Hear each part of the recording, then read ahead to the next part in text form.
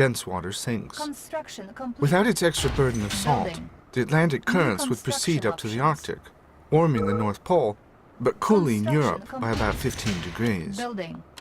The main agent of heat New transfer on construction Earth options. is what is known as Unit thermohaline ready. circulation, which originates in slow, deep currents far below the surface, a process first detected by the scientist-adventurer Count von Rumford in 1797. Unit ready. What happens is that surface waters, as they get to the vicinity of Europe, grow dense and sink to great depths and begin a slow trip back to the southern hemisphere. Construction complete.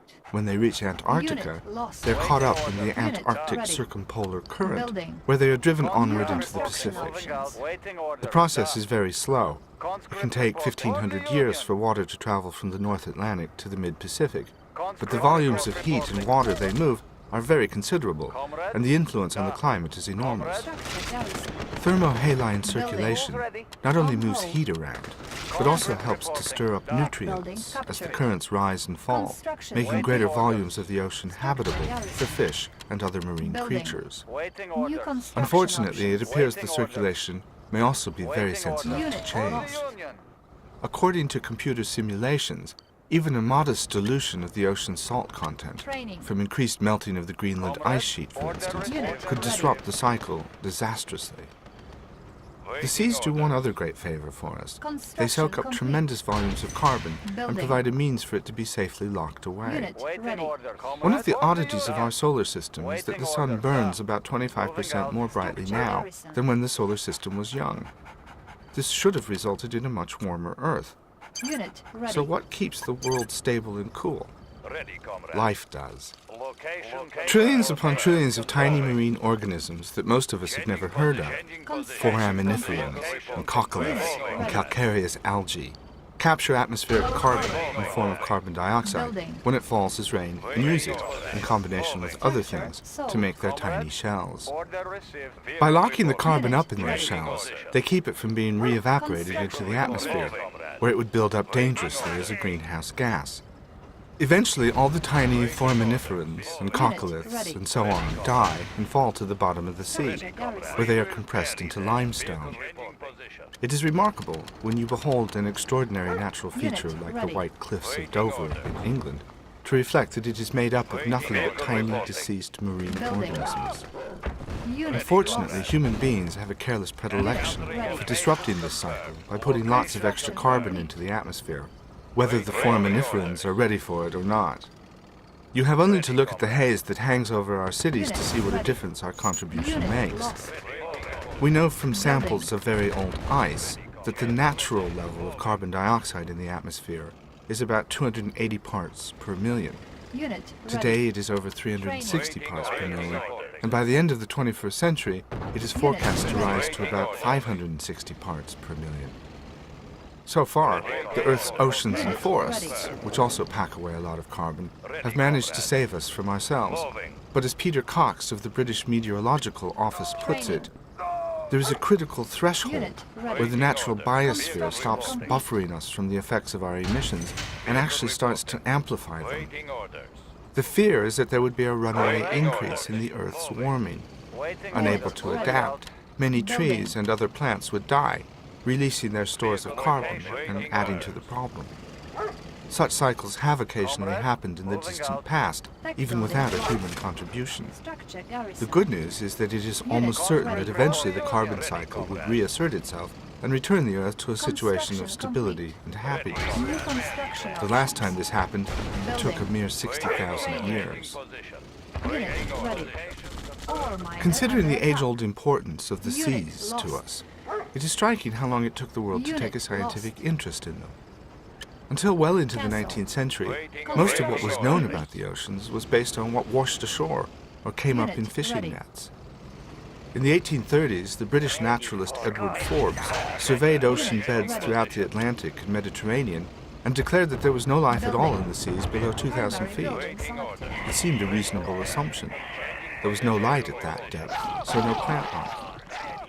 So it came as something of a surprise when, in 1860, One of the first transatlantic telegraph cables was hauled up for repairs from more than 2 miles down, and it was found to be thickly encrusted with corals, clams, and other living detritus. The first really organized investigation of the seas didn't come until 1872, when a joint expedition between the British Museum, the Royal Society, and the British government set forth from Portsmouth on a former warship called HMS Challenger.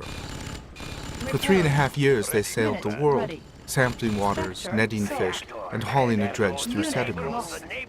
They sailed across almost 70,000 nautical miles of sea, collected over 4,700 new species of marine organisms, and gave the world the name of a new scientific discipline, oceanography. Because the institutional world mostly ignored the seas, it fell to devoted and very occasional amateurs to tell us what was down there. Modern deepwater exploration begins with Charles William Beebe and Otis Barton in 1930.